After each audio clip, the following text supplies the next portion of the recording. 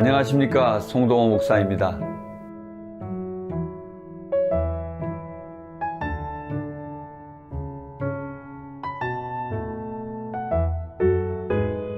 몇 년 전 인도의 콜카타를 다녀온 적이 있습니다.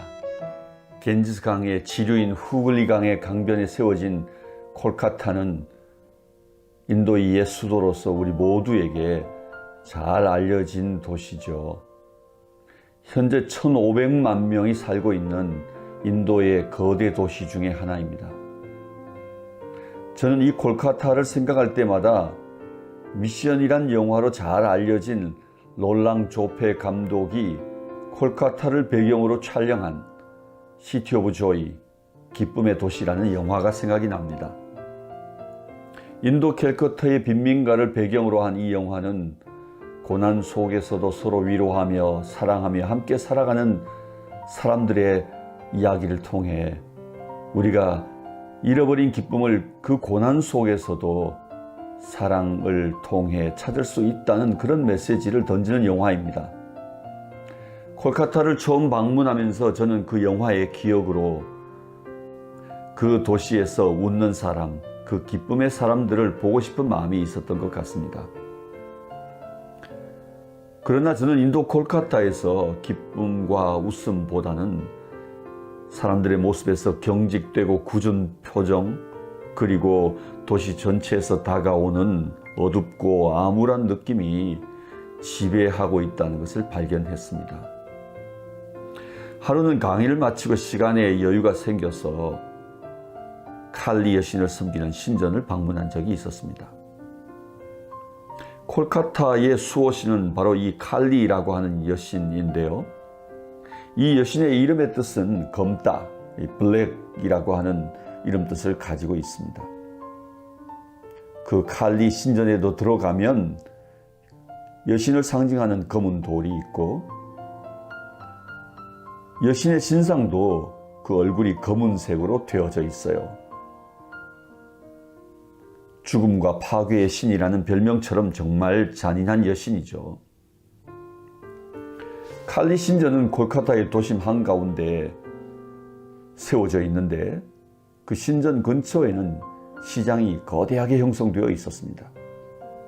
신전으로 가는 길에는 그 신전을 장식하기 위한 수많은 각양의 꽃들을 파는 상점과 상인들로 가득했습니다. 신전으로 들어가는 길에는 사람들이 줄지어 서서 그 신에게 바칠 꽃들을 손에 들고 그 신전 안으로 들어가고 있었습니다. 그런데 하나같이 그들의 얼굴에서는 기쁨, 웃음을 볼 수가 없었습니다. 신전으로 들어서니 화려한 꽃들로 신전 전체가 장식이 되어 있었는데 그러나 그 신전 안에 들어가서 저는 그 주변 분위기와는 전혀 다른 한 장면을 목격하게 되었습니다. 칼리 신에게 산채로 짐승을 바치는 장면이었는데 제단 옆에 한 사람이 큰 칼을 들고 서 있었고 단두대 거기에는 한 염소가 묶여져 있었습니다. 그리고 후에 그 큰 칼을 들고 있는 사람이 그 염소의 머리를 쳐서 염소의 머리가 잘려나가는 장면을 직접 보았죠. 영국이 식민 통치를 하기 전에는 염소가 아니라 사람을 직접 피 흘려서 제사를 드렸다고 하니 얼마나 잔인한 신, 죽음의 신인지 짐작이 되실 것입니다. 칼리는 그의 백성들에게 기쁨이 아니라 웃음과 행복이 아니라 죽음과 피와 두려움으로 그들을 지배하고 있다는 생각이 들었습니다. 칼리 신전이 있는 그곳에 아이러니컬하게도 우리가 잘 아는 마더 테레사 수녀가 사역하고 있었던 호스피스, 바로 임종의 집이 있었습니다. 죽음을 기다리는 집이라는 그런 이름이 붙어있는 호스피스였는데요. 그 병동을 둘러보고 마더 테레사를 다시 생각하게 되었죠. 그 병동을 나오면 그 병동 앞은 시장이 형성되어 있는데요. 그곳은 칼리 신전에 바치는 꽃들을 사는 곳이기도 하고 온갖 사람들이 오고 가고 아주 북적북적하는 곳이었습니다. 저는 길 한 모퉁이에 자파를 팔고 있는 어떤 한 사람을 보았는데요. 마침 그곳에 한 연인이 팔찌 하나를 사려고 하는 것 같았습니다. 청년은 사랑하는 그의 연인에게 팔찌를 선물했습니다. 그때 그 여인이 사랑하는 남자를 향해 웃는 모습이 제 눈에 들어왔죠. 카메라의 뷰파인더로 보였던 여인의 웃음은 행복이었습니다. 저는 인도 캘커타에서 일주일을 지나면서 웃음다운 웃음, 그 행복을 말하는 웃음은 그때 처음 본 것 같아요. 사람을 웃게 하는 일만큼 귀한 일이 있을까요? 그 남자의 작은 선물은 사랑하는 사람 마음에 기쁨을 가져다 주고 그리고 여인의 입가에 미소를 번지게 했죠. 성경에도 웃음이라는 이름 뜻을 가진 사람이 있죠. 바로 이삭입니다. 실제로 그의 가정, 곧 아브람과 사라의 가정에는 오랜 결혼 생활 끝에도 아이가 생기지 않았습니다. 그때 하나님은 그의 가정에 아이가 태어날 소식을 전해 주었죠. 당시 마므레 숲 근처에 머물고 있던 아브라함의 가정에 손님 3사람이 찾아왔고 그 손님 중에 한 사람이 내년 이맘때쯤 사라가 아이를 가질 것이라고 전해줍니다. 그때 사라는 웃었습니다. 그 웃음은 반신반의하는 웃음이었어요. 그때 하나님의 사자는 이 사라에게 사라 네가 웃었다 이렇게 말했습니다.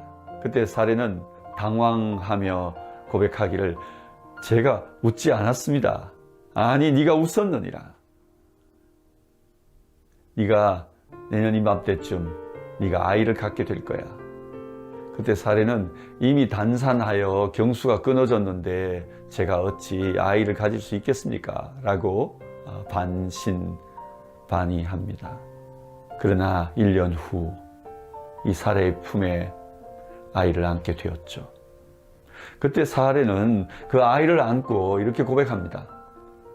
하나님이 나를 웃게 하셨으니 이 소식을 듣는 모든 사람들마다 웃게 될 것이야.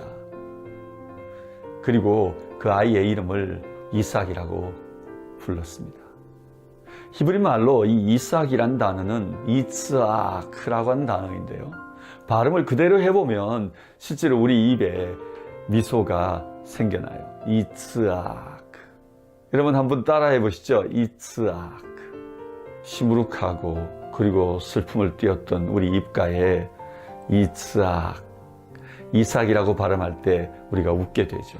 마치 사진을 찍을 때 스마일, 김치, 치즈 이런 발음을 통해 우리의 굳어있던 긴장된 얼굴에 미소를 띄게 하듯 이삭이란 이름은 그 이삭을 기억하는 모든 사람들에게, 아니 그 이삭의 이름을 부르는 모든 사람들에게 기쁨을 가져다 주는 이름이었던 거죠. 우리의 이웃들에게 기쁨을 선물할 수 있었으면 좋겠습니다. 작은 선물 하나가 사랑하는 사람의 입가에 미소를 번지게 하듯 우리의 작은 웃음이 또 다른 사람을 웃게 할 것입니다. 슬픔이 드리워진 세상입니다. 염려와 근심으로 가득 찬 세상입니다. 활짝 웃는 우리로 인하여 온 세상을 웃게 하는 일이 되었으면 좋겠습니다. 웃음, 그 여인의 얼굴에 미소는 행복이었습니다. 온 세상을 웃게 합시다. 온 세상을 행복하게 합시다. 여러분 사랑하고 축복합니다.